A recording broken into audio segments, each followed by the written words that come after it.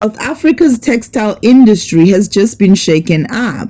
In Newcastle, KwaZulu-Natal, authorities arrested more than 400 undocumented foreign nationals, mostly from Zimbabwe and Eswatini, accused of working illegally in local textile factories. But the raid didn't stop there. Employers were also taken into custody, and several factories were exposed for violating basic labor laws. The crackdown unfolded in the Emabodini area of Newcastle, a known hub for textile operations. Police, the Department of Labor, Home Affairs, and municipal officials joined forces in the operation. 4 employers were arrested and 158 undocumented workers were rounded up inside factories, while others were found hiding in nearby forests. In total, more than 400 people were detained.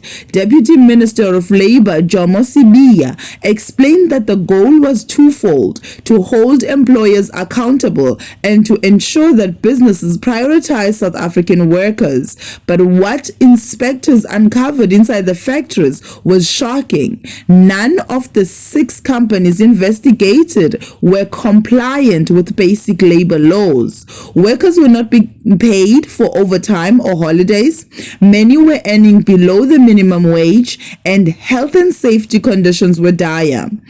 Inspectors reported faulty electric wiring, inadequate toilet facilities, and unsafe work environments. 4 factories were immediately shut down as a result. Labor rights are human rights, Sibiya declared. We cannot compromise on safety. Since when?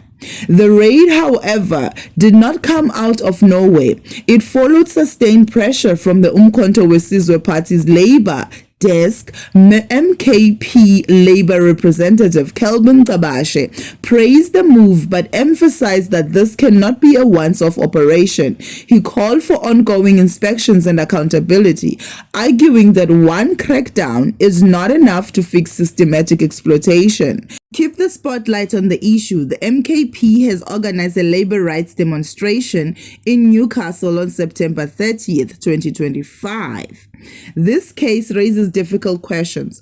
Are undocumented workers being targeted for exploitation precisely because they are cheaper and easier to silence? Why are employers allowed to cut corners at the expense of both legality and safety? And perhaps most pressing of all, how can South Africa balance the need to create jobs for its own citizens with the harsh reality of desperate migrants crossing the border in search of work? The government says the skills these workers had were not unique, meaning South Africans could fill these jobs. But the fact that hundreds of foreign nationals were employed suggests that employers actively prefer them, possibly because they can pay less and ignore labor laws. So the real problem might not just be undocumented workers, it's the employers enabling the system. Newcastle's textile raid is more than a headline. It's a warning shot. A massive police sweep has rocked the Francis Bar district in the Northern Cape, with more than 70 arrests made in a single day.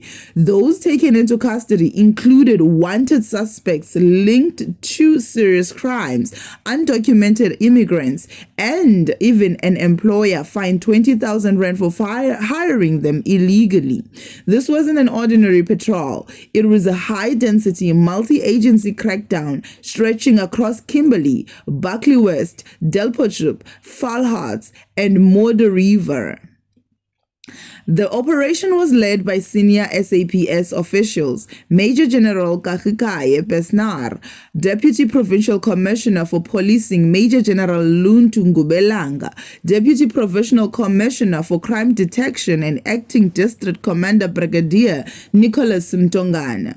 They were backed by specialized SAPS units, the SAPS Air Wing, immigration officers from Home Affairs, and traffic authorities. The goal was clear: to clamp down on drug trafficking, contraband, and violent crime hotspots across the districts.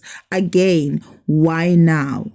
These results were striking. Police confirmed that 55 wanted suspects were traced and arrested, facing charges ranging from murder and attempted murder to burglary, theft, drug possession, and even stock theft. 14 undocumented immigrants were also detained under the Immigration Act, and one employer was fined for illegally hiring foreign workers. Beyond arrests, police conducted extensive roadblocks and vehicle checkpoints, stopping more than 539 cars and searching over 1,000 individuals. Safety pamphlets were distributed at the stops. Other notable successes included the arrest of a suspect for tampering with essential infrastructure, the seizure of 4 kilograms of stolen copper cables, the confiscation of dagga, and the closure of several unlicensed liquor outlets where large amounts of alcohol were seized. Traffic officials added to the pressure, issuing 89 fines totaling nearly 60,000 rand, some of which now require court appearances. Major General Basnar praised the collaboration between SAPS and partner agencies, describing the effort as part of a broader strategy to intensify policing ahead of the festive season. He stressed that police will continue acting decisively to combat violent crime and clamp down on unregulated activities in the Francis Bird district.